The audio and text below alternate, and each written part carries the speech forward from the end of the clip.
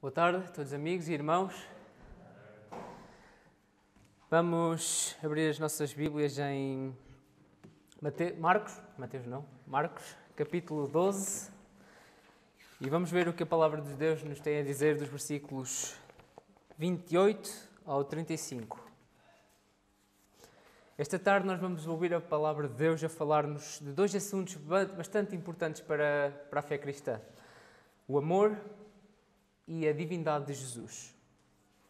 E quem de nós conhece os 10 mandamentos? Nem todos sabem de cor, se calhar, mas conhecemos os 10 mandamentos. E os 613 mandamentos? Conhecemos? E como é que nós poderíamos resumir todos estes 613 mandamentos que estão na Palavra de Deus, na Escritura, de uma forma simples, de forma a cumpri-los todos num só mandamento? E quais são as implicações desses mandamentos para a nossa vida? Isto é uma das coisas que a passagem nos fala. Outra é, Jesus é descendente de Davi? É certamente. Então como é que ele pode ser filho de Deus se ele é descendente de Davi? Como é que ele concilia estas duas verdades? Isto é outra coisa que a Palavra de Deus nos vai revelar hoje, nos vai mostrar de como Jesus concilia perfeitamente a sua divindade com a sua humanidade e cumpre o papel do Messias perfeitamente. Então, nós estamos agora aqui, versículo 28, na terça-feira, um dia bastante intenso e um dia em que Jesus estava no templo, na última semana antes da morte de Jesus, ele estava no templo confrontando fariseus, herodianos, saduceus e escribas. E todos o tentavam apanhar. O conflito com eles era cada vez mais intenso. Eles procuravam prendê-lo e punham-no à prova de várias maneiras. Faziam-lhe perguntas para ver se ele falhava em alguma questão, em alguma coisa para o poderem apanhar. Eles chegavam a fazer um mau uso das Escrituras para seus benefícios e não sabiam interpretar da maneira correta, como Marcos nos diz no capítulo 24 deste mesmo, versículo 24 deste mesmo capítulo. E Jesus, então, nesta passagem, mostra como se deve fazer uma boa interpretação da Escritura. Aqueles homens que alegavam seguir tanta Escritura não sabiam entendê-la. E ele mostra como aplicar os mandamentos dela nas nossas vidas.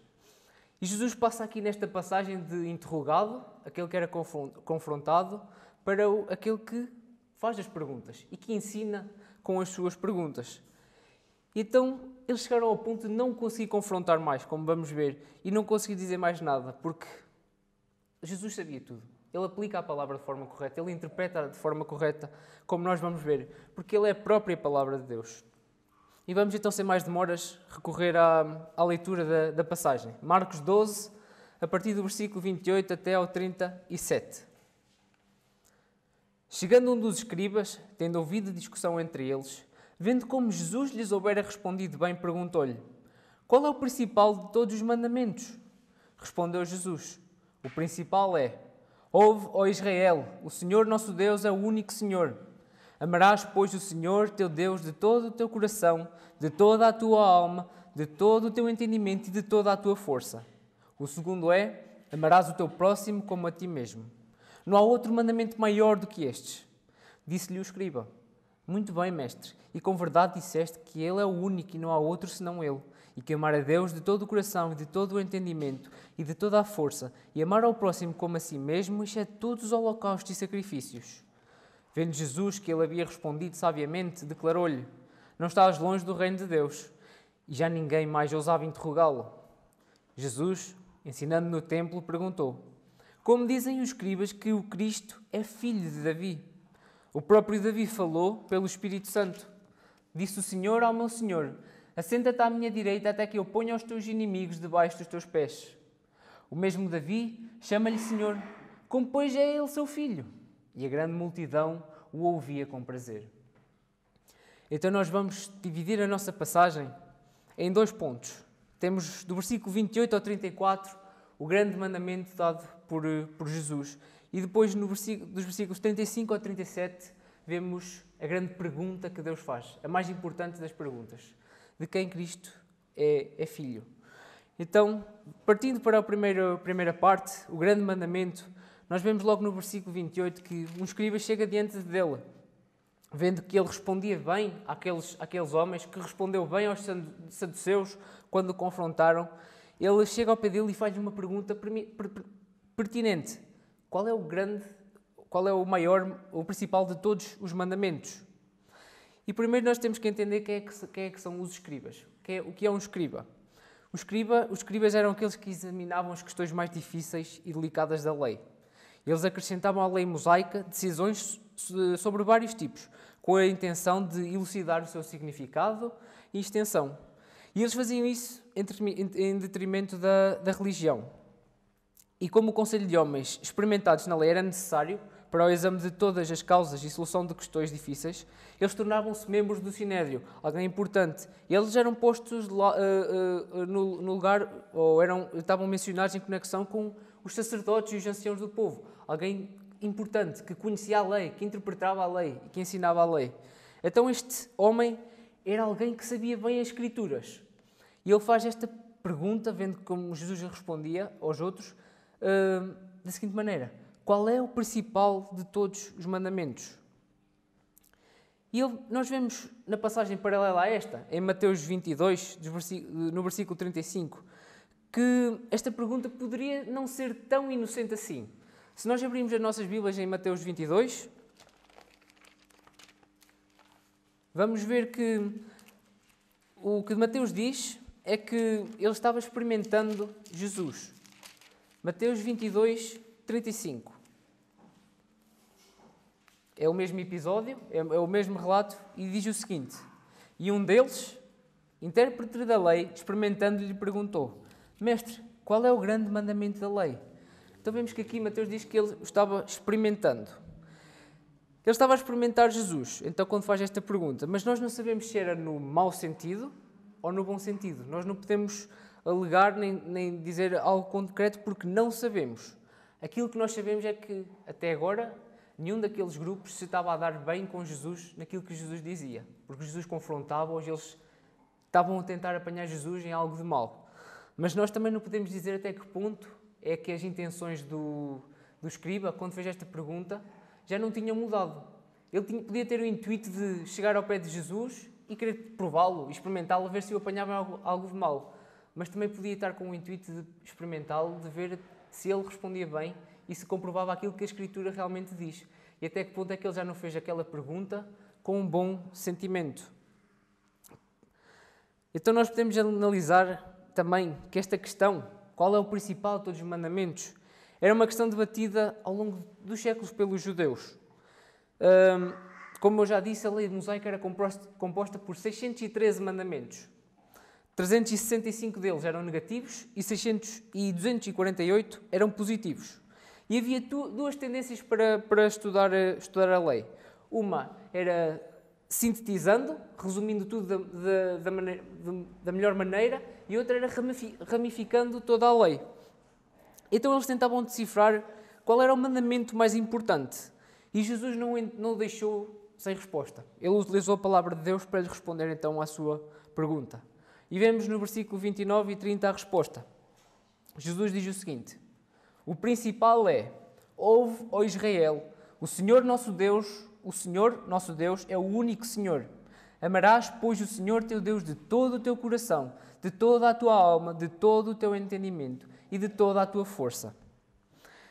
Aquilo que Jesus usa para responder é a citação de Deuteronômio 5, 4 e 5, que também é conhecido pelo Shema, que significa ouve. E o Shema era uma oração judaica, em que era recitada cada manhã e tarde para recordação daquilo que Deus tinha falado ao seu povo e da forma que ele devia ser ouvido. O Shema, algo bastante conhecido pelos judeus, também era carregado por eles muitas vezes. Os judeus tinham uns filactérios em que eles transportavam um pequeno pergaminho em que continha esta passagem da Escritura, em que eles o carregavam no braço ou na testa, para se lembrarem sempre daquilo que Deus tinha, qual é que era o seu grande mandamento. E então, isto era algo conhecido para eles, este mandamento. E o que é que nós podemos ver neste mandamento do Senhor? Nós vemos primeiramente que este mandamento ordena que o seu povo ouça somente o Senhor. Ouve o Senhor. E afirma que Ele é o único Deus verdadeiro. Kurios, que aqui é a palavra que está usada para Senhor, está a traduzir a palavra do hebraico Yahweh, Senhor, aquele que é, aquele que existe, aquele que governa todas as coisas. E depois nós temos uma ordem que é amarás. Amarás, pois, o Senhor teu Deus de todo o teu coração, toda a tua alma. Então, é visto que há aqui uma ordem que é amarás, que é no grego agapesis, da origem ágape. E o amor ágape significa que ágape, que é amor, significa que é amar não de uma forma sentimental, mas sim de uma forma deliberada. É amar, é escolher amar, decidir amar e fazer algo por alguém ou determinada coisa. E é este amor que vem de Deus. Deus é amor e Ele dá este amor aos outros. Amor ágape. E Ele quer que a gente também tenha este amor para com Ele. E de que forma é que deve ser feito, deve ser praticado este amor para com Deus? Jesus diz, e como diz no versículo, é com todo o ser da pessoa. Tudo aquilo que a pessoa é, deve ser devoto a Deus, deve ser entregue a Deus. Então o mandamento diz, amarás o Senhor de todo. É entregando tudo. E todo o quê? Todo o coração, que é a fonte de todos os pensamentos, palavras e ações. Toda a alma, que é o reservatório das nossas emoções.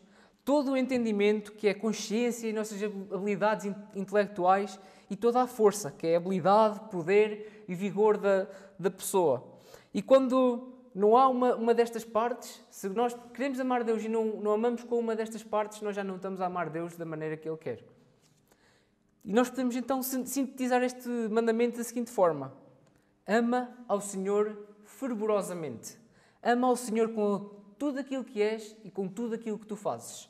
Ama ao Senhor. E Jesus ainda diz, o segundo é, versículo 31, amarás ao teu próximo como a ti mesmo. E este mandamento é uma continuação deste primeiro mandamento. Como o Marco ainda disse há bocado, é um reflexo do próprio amor de Deus. Nós amamos porque Ele nos ama. Nós amamos porque Cristo nos amou e Ele quer que nós amemos aos outros como reflexo do amor de Deus por nós. Se nós não amamos o nosso próximo, não amamos o nosso irmão, não podemos dizer que amamos a Deus, porque Deus quer que amemos os outros da forma que Ele nos ama. E vemos isso ser dito em primeira carta de João, capítulo 4, versículo 20, em que João diz, se alguém disser, amo a Deus e odiar seu irmão, é mentiroso, pois aquele que não ama a seu irmão, a quem vê, não pode amar a Deus a quem não vê. Por isso, amar ao próximo é um reflexo de amar a Deus. Se nós amamos a Deus, temos que amar o próximo. Não podemos amar Deus sem amar aquele que está ao nosso lado. E amar o próximo é literalmente amar o nosso vizinho, aquele que está ao nosso lado. Não é só a nossa família, a nossa esposa, os nossos amigos, aqueles que nos fazem bem. É amar muitas vezes até os nossos próprios inimigos, aqueles que nos fazem mal, nos pensam mal de nós, murmuram contra nós. É amá-los, porque esse é o mandamento de Deus. E esse sim é difícil de amar, mas certamente também é difícil amar alguém tão pecador como nós. E Deus ainda assim nos ama. Ele ainda assim faz tudo por nós e escolheu deliberadamente amar-nos. E Ele quer que a gente ame os outros. E então nós vemos aqui que Deus, e vemos que o cerne destes dois mandamentos que Jesus dá é o amor.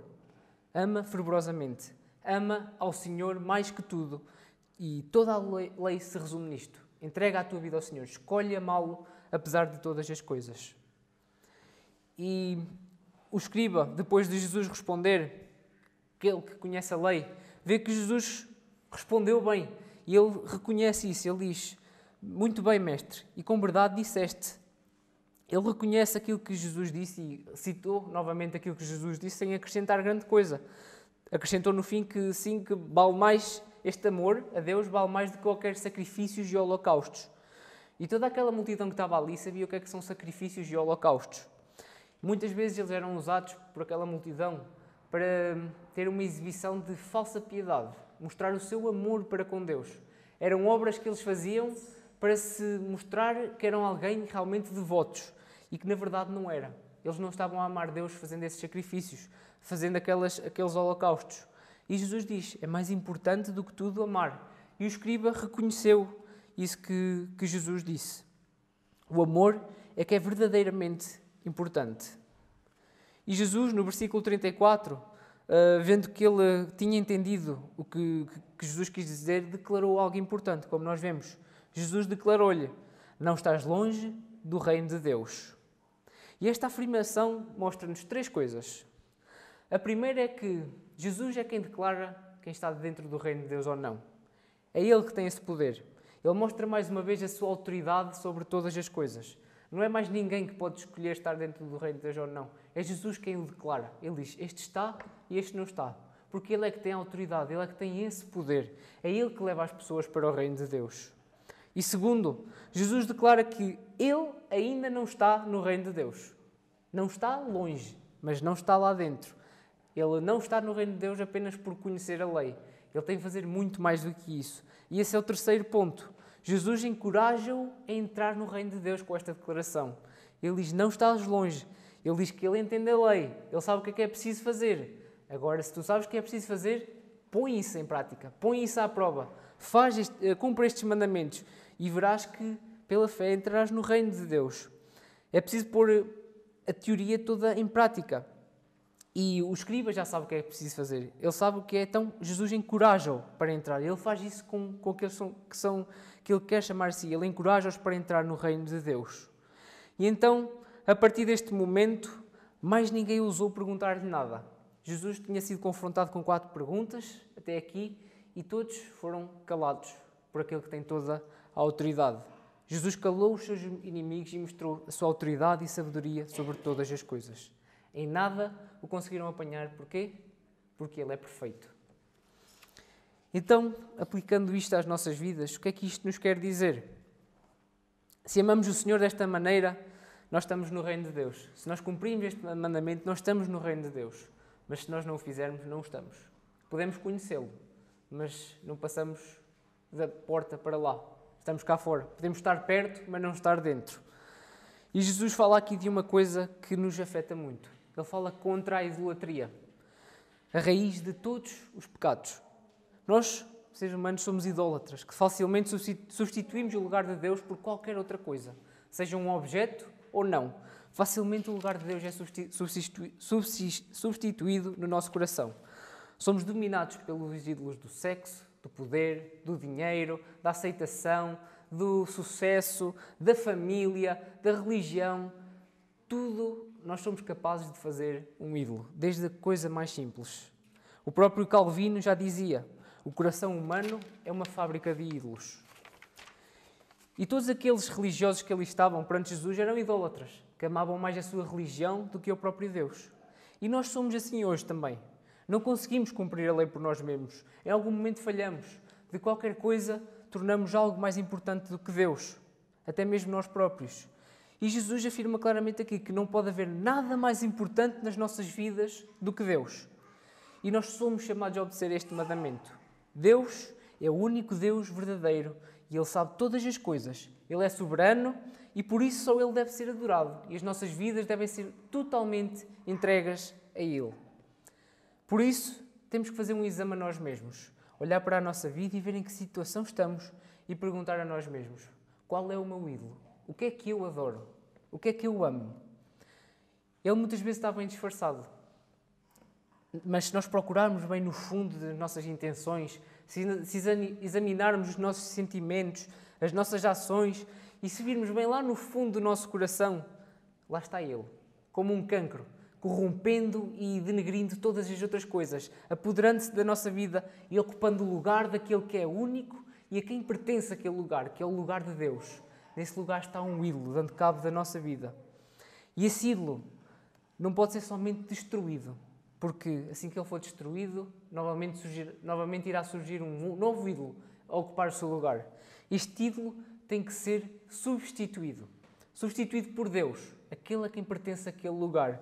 E só dessa maneira é que o nosso coração vai ficar plenamente satisfeito, tendo Deus no seu lugar, tendo Deus como o centro de toda a nossa vida, toda a nossa devoção e todo o nosso amor entregue. Amar Deus acima de todas as coisas. E nós vamos ver que mais nenhum ídolo irá atacar o nosso coração, porque Deus está no lugar que lhe pertence e nós estaremos plenamente satisfeitos. E assim Jesus afirma estas verdades. E Ele não só as afirma, como Ele próprio as cumpre. Jesus veio ao mundo com um propósito, que foi trazer a salvação ao seu povo. E por isso Ele imputou a sua justiça, que pertencia a Ele, ao seu povo. Ou seja, cumpriu este mandamento e deu-lhe como justiça ao seu povo. Ele viveu da maneira correta porque nós não conseguiríamos viver por nós próprios. E isto não quer dizer que aqueles que estão justificados por Jesus não precisam mais de obedecer este mandamento. Porque obedecer este mandamento é uma prova e é uma evidência de que realmente a nossa vida foi transformada e que Deus está no lugar certo, está no centro das nossas vidas. Por isso, concluindo, ama ao Senhor com tudo aquilo que tu és. E partindo agora para a segunda parte, dos versículos 35 ao 37, vamos ler novamente. Todos estavam calados, ninguém ousava interrogar Jesus. Então Jesus passa agora a falar. Jesus, ensinando no templo, perguntou: como dizem os escribas que o Cristo é filho de Davi? O próprio Davi falou pelo Espírito Santo, disse o Senhor ao meu Senhor: assenta-te à minha direita até que eu ponha os teus inimigos debaixo dos teus pés.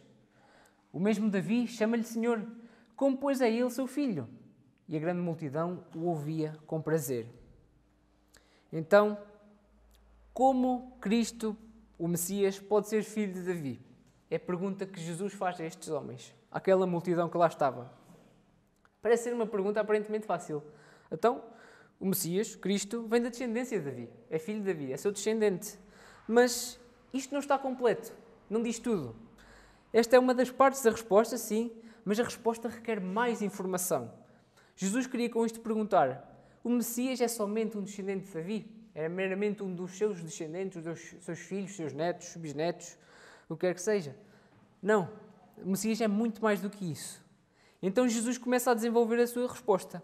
E ele faz citando o Salmo 110, versículo 1.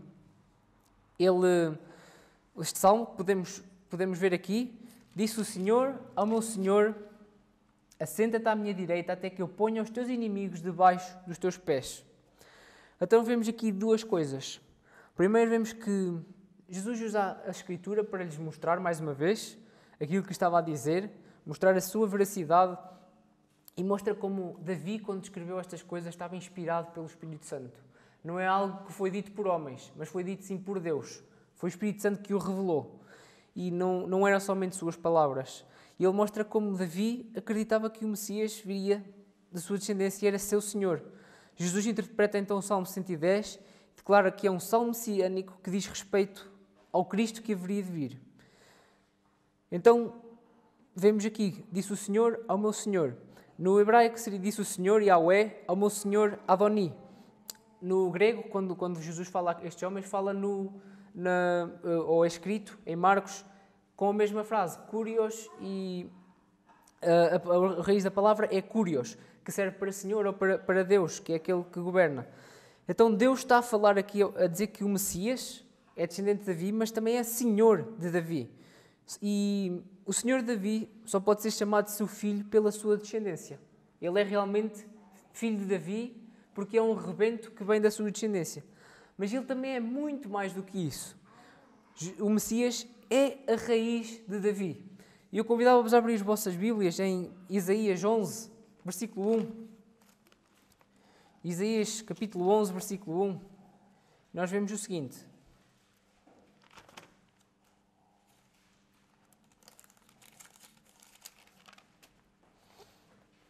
Esperar que todos abram.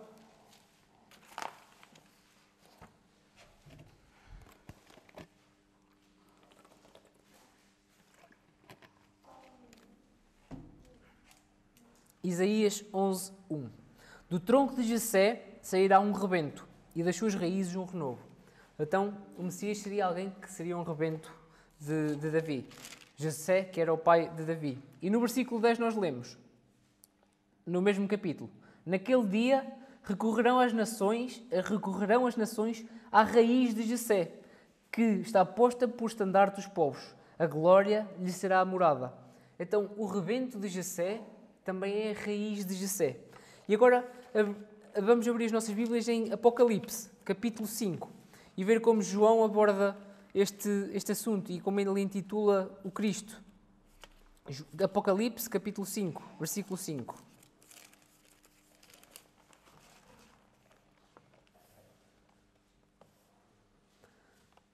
Vou passar a ler. Todavia, um dos irmãos me disse: não chores, eis que o leão da tribo de Judá, a raiz de Davi, venceu para abrir o livro e os seus 7 selos. Então nós vemos que o Messias era alguém que já existia antes de Davi. Ele é a própria raiz, é o progenitor, aquele que dá a origem. E o próprio Davi, aquele que os judeus tanto seguem, tanto têm afeição, o próprio Davi reconhece o senhorio de Cristo, do Messias. E o que é que isto quer dizer? Quer dizer que Jesus é o próprio Deus. Foi Ele que criou todas as coisas, que sustenta todo o universo, que julga todas as nações. E tudo foi criado por meio dEle e para Ele. E Ele então é a raiz, é a origem, o Senhor de Davi. Mas ao mesmo tempo, Ele também é o rebento, é aquele que viria da sua linhagem. É o Messias prometido que veio para resgatar o seu povo e salvá-lo da opressão do mal. E isto porquê? Porque o Messias não poderia ser somente um homem. Porque um homem não tem poder para mediar a humanidade e Deus. Teria que ser muito mais do que isso. Ele teria que ser plenamente Deus e plenamente homem. E é isto que Jesus está a mostrar, que Cristo é plenamente Deus e plenamente homem. Que é aquilo que Ele é o único que é assim. Por isso, Jesus pergunta e conclui com esta pergunta. Como pode ser seu filho? Ele tinha de ser Deus, como eu disse. Ele é o único Deus-homem, 100% em sua essência, que liga perfeitamente a humanidade com Deus. E todos ficaram maravilhados ao ver como Jesus explicava as Escrituras. Mas ouviam com prazer, que nós lemos no final do versículo 37, não quer dizer que eles tenham compreendido a mensagem do Evangelho. Não quer dizer que eles se tenham arrependido e tenham voltado os seus corações para entregar os seus corações a Cristo. Porque muitos daqueles que ali estavam naquele momento, dias a seguir, estavam a gritar: crucificam-o! Crucificam-o porque ele blasfema. Então, ouviam com prazer, deve ser tomado com atenção e não ver. Eles estavam maravilhados, sim, mas não estavam a seguir. O seu coração ainda não tinha sido transformado. Então, concluímos: Jesus é tanto Deus como homem. Porquê? Porque a Escritura assim o diz. O próprio Cristo o diz. E Ele, sendo Deus, se fez homem, viveu como homem e humilhou-se, porque o próprio Deus fazer-se de criação é um ato de humilhação. Ele humilhou-se para viver uma vida de obediência e de submissão à vontade do Pai, mostrando também toda a sua autoridade e poder, porque Jesus mostrou isto e nós vemos ao longo deste Evangelho. E Ele mostrou e provou que era o Filho de Deus e anunciou-se o reino de Deus a todos os homens. E por fim, Ele se entregou e resgatou o seu povo, cumprindo a sua missão, dando a sua própria vida para que muitos viessem a viver. E concluindo, irmãos e amigos, algumas aplicações que podemos tirar destas duas partes do texto. Primeiro, Deus exige que nós o amemos acima de todas as coisas. Não esqueçamos isto e possamos pôr isto em prática. Ele é o nosso Criador, por isso Ele merece toda a nossa adoração. Ele é amor e Ele dá o seu amor por nós, decide amar-nos, por isso Ele também exige de nós que nós o amemos como criação que somos e que o reconheçamos como o nosso Criador, sustentador e Salvador. Por isso, façamos um exame a nós mesmos. Que vejamos o que é que nos está a impedir de amar mais a Deus do que todas as coisas e que nós possamos substituir todos esses ídolos que o nosso coração tem. Possamos substituir tudo isso por aquele que merece ter esse lugar, que é Deus. E para isso que tomemos o exemplo de Cristo, que possamos ser como Cristo foi. Amar de forma abnegada, amar de forma deliberada, escolher amar como Deus também nos ama. E vamos lançar fora todos os nossos desejos, todos os nossos prazeres, em detrimento da vontade de Deus. Isso vai custar, inclui sacrifício, inclui dor, mas esta é a forma correta de amar e nós vamos ver que isso vale a pena, porque é a vontade de Deus e assim teremos a fazer aquilo que Deus quer.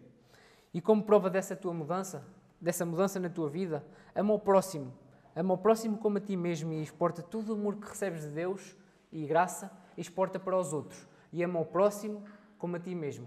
E por fim, Se tu pensas que não há nada nem ninguém que possa mudar aquilo que tu és, não há ninguém que compreenda ou que não sabe o que estás a passar, lembra-te que Jesus é 100% Deus e é 100% homem. Ele viveu como homem nesta terra. Ele sabe aquilo que os homens passam.